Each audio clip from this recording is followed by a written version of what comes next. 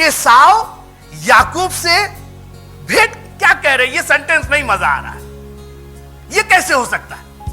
एसाव तो उसको मारने पर उतारू था और भागा, एक बार नहीं, दो बार नहीं, 14 साल भागा रहा। और याकूब को यह मालूम नहीं था कि अगर याकूब इस्राएल बन सकता है तो एसाव का भी हृदय परिवर्तित हो सकता है। My God is a God of changing God. उत्पत्ति की पुस्तक उसका 33वां अध्याय। तो याकूब अब बदल गया था, याकूब बदल गया था। याकूब अब क्या हो गया था? अब क्या हो गया था? इज़राइल हो गया था। लेकिन याकूब को यह लग रहा था कि परमेश्वर केवल हम ही को बदल सकता है, अगले को नहीं बदल सकता है। और इसलिए वो डरा था, सहमा था। किससे? किसी और से नहीं, एसाव से, अपने भाई से। डरना है तो अपने भाई से डरिए भी तो, हाँ, गैर से मत डरिए, गैर कुछ नहीं करेगा। इतने लोग थे, याकूब को अगर डर था किसी से, सोचिए याकूब इज़राइल को अगर डर था तो चाइनीज से नहीं था, जापानीज से नहीं था, कोरियन से नहीं था, ऑस्ट्रेलियन से नहीं था, उसको फलिस्तियों से डर है जो बगल में रहते।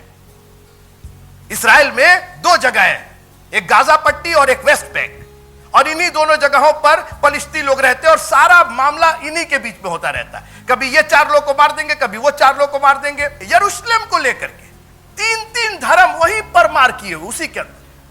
इधर यहूदी घूम रहे हैं, उधर ईसाई घूम रहे हैं और उधर मुसलमान घूम रहे हैं। हम घूमते घूमते ऊपर गए तो उसी जगह पर जहां पर सुलेमान का टेंपल था, मंदिर था, वो तो सब टूट गया, लेकिन खंडहर सब पड़े हुए। और वो बहुत विशाल, बहुत ह्यूज टेंपल था। मतलब उसकी दीवार ही अपने में, जो ने वाली जो प्लिंथ होती है ना, जो प्लिंथ जिसको बोलते हैं, चर्च उठा है ना, तो चर्च कितना 5-6 फीट उठा है, वो तो कम से कम 50 फीट ऊंचा उठा है। और वही रह गया, ऊपर की बिल्डिंग गिर गई तो एक खंडहर रह गया जिसको मुसलमानों ने कब्जा करके रखा और नमाज पढ़ते हैं उसके अंदर। और वहीं यहूदी भी आते जाते हैं।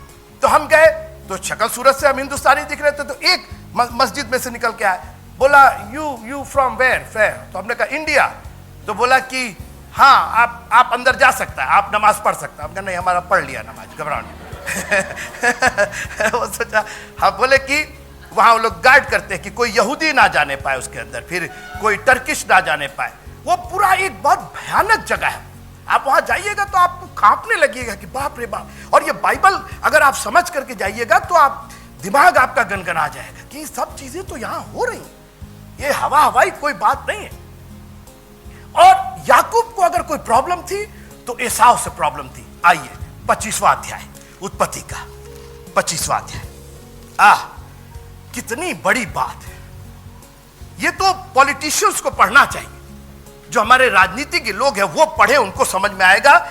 अब अब्राहम 25वां अध्याय 19वें आयत से पढ़े। अब्राहम के पुत्र इसहाक की वंशावली, अब्राहम के इसहाक उत्पन्न हुआ और इसहाक से 40 वर्ष का होकर रिबका से, जो पद्दनराम के वासी अरामी बतूएल की बेटी और अरामी लाबान की बहन थी, विवाह कर लिया। इसहाक की पत्नी बांझ थी, इसलिए उसने निमित्त यहोवा से प्रार्थना की और यहोवा ने उसकी विनती सुनी। इस प्रकार उसकी पत्नी रिबका गर्भवती। वो लड़के उसके गर्भ में आपस में लिपट कर एक दूसरे को मारने लगे। अब बताइए, तब उसने कहा मेरी जो ऐसी दशा रहेगी तो मैं कैसे जीवित रहूंगी?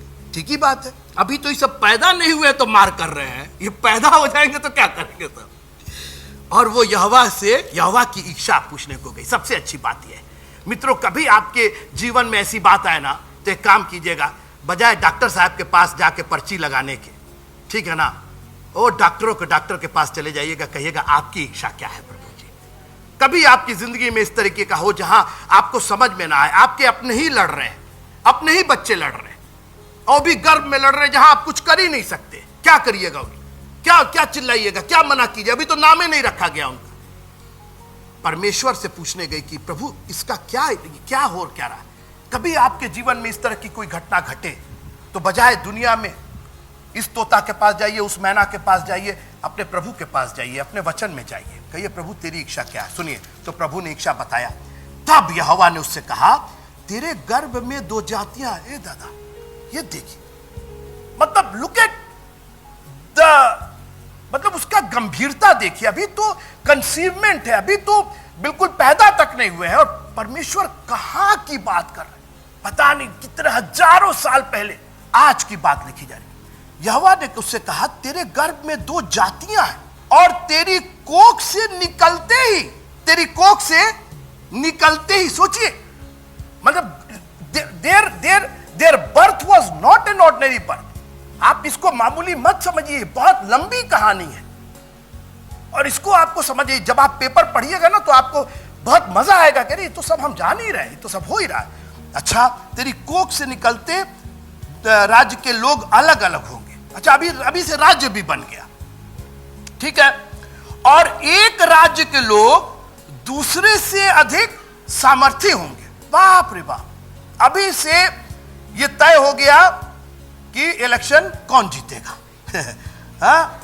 और बड़ा बेटा छोटे के अधीन होगा, बड़ा बेटा छोटे के अधीन होगा। अब ये परमेश्वर का कलाम है, परमेश्वर ने कह दिया।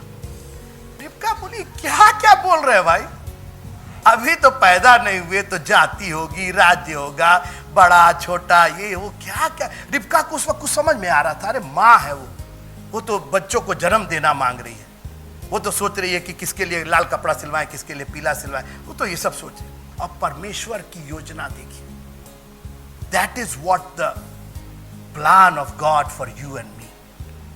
हम लोग छोटी छोटी बातों में परेशान हैं, वो ये कह दिया, उसने वो कर दिया, ये कर दिया। मित्रों, ये बहुत बड़ा प्लान है परमेश्वर का, उसकी नजर से देखिए आप। अब ये दोनों बेटे एसाव और याकूब, कह दिया 25 में कह दिया, अब ये फुलफिल हो रहा है धीरे धीरे। जब पैदा हुए तो याकूब एसाव की एड़ी पकड़ करके वहीं से कहा ना अलग अलग होंगे, वहीं से अड़ंगा मारने वाला होंगे। याकूब परेशान, आशीषों से लदा हुआ, सुनते रहिएगा मैं खत्म कर रहा हूं, आशीषों से लदा हुआ। याकूब नाम बदल करके अब क्या हो गया, इस्राएल हो गया। तू मनुष्यों और परमेश्वर से युद्ध करके प्रबल हुआ है। You will be a powerful country. You will be a powerful जाति। कोई तेरे सामने टिक नहीं पाएगा। आज इस्राएल के सामने कोई टिकने की हिम्मत नहीं करता। उनकी टेक्नोलॉजी, उनकी मिलिट्री, उनकी क्या क्या, उनका तो बात ही अलग है। छोटा सा देश, गोरखपुर, बस्ती, देवरिया मिला दीजिए, इस्राएल बन गया। इतना ही देश हो गया। बड़ी बड़ी ताकतवर जाति, पूरे अमेरिका में तहलका मचाकर सारे बैंक यहूदियों के कब्जे में, सारे बैंक यहूदियों के कब्जे में। वो तय करते हैं कि रुपए का दाम ऊपर होगा कि नीचे होगा। जितनी बड़ी बड़ी कंपनियां हैं, प्रेसिडेंट को बनाना बिगाड़ना सब यहूदियों के हाथ में, सब इस्राएलियों के हाथ में। वो जिसको चाहते हैं उसको प्रेसिडेंट बनाते हैं, जिसको नहीं चाहते हैं उसको गिरा देते हैं। मित्रों, हम हवा हवाई बात नहीं कर, हम चाहते हैं कि आप जुड़िए इससे। It's a very interesting story of our lives, और हम इस जमाने में जी रहे हैं। याकूब सब कल्पना करके और अपने धन दौलत को आगे भेज दिया, भेड़ बकरियों को आगे भेज दिया, भाई का गुस्सा ठंडा हो जाए, भाई का गुस्सा ठंडा हो जाए। लेकिन याकूब ये भूल गया कि अगर परमेश्वर हमको चेंज कर सकता है तो परमेश्वर उसको भी चेंज कर सकता है। कोई है मेरे साथ? अगर परमेश्वर आपको चेंज कर सकता है तो परमेश्वर अगले को भी चेंज कर। मेरे पास बहुत सी गवाहियां हैं, बहुत सी बातें मैं कह सकता हूं, वक्त नहीं, बस इतना पढ़ के खत्म करते हैं। 33वां अध्याय और 4थी आयत। तब एसाव उससे भेंट करने को दौड़ा। क्या बोल रहे भाई? गलत पढ़ रहे हैं आप, गलत पढ़ रहे हैं, गलत पढ़। किसी और कोई और होगा, कोई और होगा, याकूब का फ्रेंड होगा। क्या नाम आया? क्या नाम आया? एसाव। अरे वो तो दुश्मन था तुम्हारा, है वो तो तुम्हारा दुश्मन था। सोचिए, हम बहुत लोग से बात करते हैं और कई लोग की दुश्मनी होती है आपस में, पड़ोसी से, इससे उससे, और आप आके बताए रे भैया वो आज आए, 2 किलो मिठाई के डब्बा, वो थोड़ी आए होंगे आपके। पिछले संडे तो आप कह रही थी अरे भैया बड़ा मार करते हैं, बड़ा नहीं भैया 2 किलो मिठाई का डिब्बा लेंगे, आपको अजीब नहीं लगेगा? एसाव याकूब से भेंट क्या कह रहे? ये सेंटेंस नहीं मजा आ रहा है, ये कैसे हो सकता है? एसाव तो उसको मारने पर उतारू था जी। हम लोग कहां से आए थे याद ना? मां ने कह दिया कि भाग जा, नहीं तो तेरे को क्या करेगा, याद है ना आपको? हमने उस पर बात की थी। मां ने कहा भाग जा यार, और भागा एक बार नहीं, 2 बार नहीं, 14 साल भागा रहा। और उसको खाली डर यह था कि एसाव भैया कहीं अटक करके कूट ना दे, खाली वही डर था, उसको और किसी का डर नहीं था। एसाव से उसको डर था। और याकूब को यह मालूम नहीं था कि अगर याकूब इस्राएल बन सकता है तो एसाव का भी हृदय परिवर्तित हो सकता है। और याकूब के जाने सुने देखे बगैर खुदा अपना काम कर रहा था। God was working in the heart of Esau also. अगर याकूब के दिल में काम कर रहा था तो ईसाऊ के दिल में भी काम कर रहा था। और आज मैं आपको चैलेंज करना चाहता हूं, उत्साहित करना चाहता हूं, आपके जो दुश्मन हैं, आपके जो राइवल हैं, खुदावंद उनका भी दिल परिवर्तित करना चाहता है। अगर उसने, अरे ब्लेसिंग तो ये ब्लेसिंग थी याकूब की कि उसका दुश्मन, उसका भाई दौड़ करके उससे भेंट करने को आ रहा है। और ऐसे ही भेंट नहीं, अच्छा भैया सलाम और सब ठीक है, सुनिए आगे पढ़ के खत्म कर रहे हैं क्या लिखा है। और उसको क्या किया, कहां से लगाया? गले से नहीं, कहीं नहीं लिखा है। कहां से लगाया? कहां से लगाया? आज हम लोग गले से लगाते हैं। कहां से लगाया उसने? दिल से लगाया उसने। खुदावंद ने एसाव का गला नहीं बदला, उसका हृदय चेंज करके रख दिया था। आप हैं मेरे साथ? Look at the blessing. याकूब की ब्लेसिंग ये थी, जिस चीज से डर रहा था उसी को उसके फेवर में करके रख दिया। ये है खुदावंद की ब्लेसिंग मित्रों। जिस चीज से आप डरते हैं, जो चीज आपको तबाह करने पर है, वही आपके लिए आशीष का कारण बन जाती है। पढ़ के खत्म करते हैं। पहले हृदय से लगाया, फिर कहां से लगाया? कई लोग पहले गले से लगाते, हृदय से लगे चाहे ना लगे। गले से लगाने के लिए सब तैयार है। उसने पहले हृदय से लगाया, फिर गले से लगाया, फिर क्या किया उसको? बाप रे बाप, देयर वाज नो डिफ। जब आप चूमते हैं ना किसी को, यू टच। और चूमना जो है ना, वो सबके साथ चुमा चाटी नहीं होती। somebody who is very special to you, somebody who is very close to you, जिसके साथ बहुत नजदीकी है। सोचिए वो एसाव जो इसको मारने पर, इसको बर्बाद करने पर उतारू था।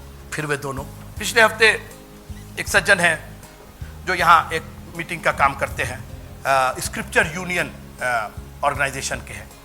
तो वो एक बच्चों का कैंप रख रहे हैं जून में 3 से 8। तो उन्होंने एक चर्च यहाँ ले रखा था, लेकिन कुछ प्रॉब्लम हो गई। चर्च वालों ने 20,000-30,000 रुपये की मांग की। तो उन्होंने हमको कॉल किया, आगरा से वो आएंगे। तो कह रहे हैं कि बिशप साहब हम बड़े परेशान हैं, सब तैयारी हो चुकी है, और चर्च वाले ने कहा कि 30,000 रुपया दे दीजिए, तभी हम आपको चर्च इस्तेमाल करने देंगे। फिर खामोश हो गए। तो हमने कहा काहे परेशान है आप, हमारा चर्च ले लीजिए, हम तो एक पैसे की मांग नहीं करते हैं। हमने कहा पूरा चर्च ले लीजिए, सब बिजली पानी सब है ही हमारे यहाँ, सामने शेड है, उसमें बच्चों को वो कर लीजिएगा। तो आवाज नहीं आ रही उनकी। हमने कहा हेलो ब्रदर, हेलो, हम सोचे शायद कट गया है। थोड़ी देर के बाद कह रहे हैं कि बिशप साहब मैं रो रहा हूं। हम कह रोइए, नहीं कभी कभी रोना भी चाहिए। हमने कहा आप इसलिए नहीं रो रहे हैं कि वो आपसे 30,000 रुपया मांग लिया, आप इसलिए रो रहे हैं कि प्रभु ने आपका काम सॉल्व कर दिया है। और कभी कभी आंसू बहाना चाहिए, ये भी एक उद्गार का तरीका है प्रभु के प्रति। ये उद्गार का तरीका, अगर आंसू बहते हैं तो हमने कहा रो लीजिए, बिल्कुल रोइए आप। और ये आंसू दूसरों को देखने दीजिए कि हम डर करके आंसू नहीं बहा रहे हैं, उसकी स्तुति में आंसू बहा रहे हैं, उसके उपकार के लिए हम उसकी आंसू बहा रहे हैं। कभी कभी रोना चाहिए और लोगों को देखने दीजिए अपने आंसू, लोगों के सामने रोइए और कहिए कि मैं इसलिए रो रहा हूं कि प्रभु ने मेरे लिए बड़े बड़े उपकार किए हैं, बड़े बड़े काम किए हैं मेरे लिए। ये दोनों भाई आपस में रो पड़े, और ये रोना जो था वो परमेश्वर का बदलाव दिखाई दे रहा था। My God is a God of changing God.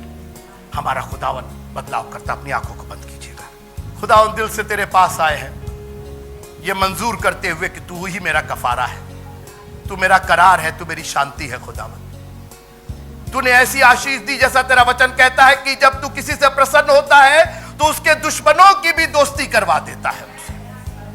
और बहुत सी परिस्थितियां हमारी दुश्मन बनी थी, मगर वही परिस्थितियां हमारे लिए आशीष का कारण बन गई। प्रभु जी तेरा वचन कहता है कि जो तुझे प्यार करते हैं उनके लिए भली और बुरी बातें दोनों मिलकर के भलाई को उत्पन्न करती है। खुदावन, और आज भी तू कर रहा है। तूने हमारे दुश्मनों के सामने हमारे लिए मेज बिछाया है। खुदावन, याकूब की ऐसी आशीष कि जो एसाव उसके लिए दुश्मन बना बैठा था, तूने उसी के सामने मेज बिछा करके रख दिया। खुदावन, एसाव दौड़ा चला आया अपने भाई याकूब से मिलने के लिए, क्योंकि अब याकूब नहीं इस्राएल हो गया था। खुदावंद, और आपने एसाव को भी बदल करके रख दिया था। खुदावंद, हम तेरे शुक्रगुजार हैं कि आपने हमारी दुश्मन जैसी परिस्थितियों को, दुश्मन जैसी स्थिति को खुदावंद आपने बदल करके रख दिया है। हालेलुया।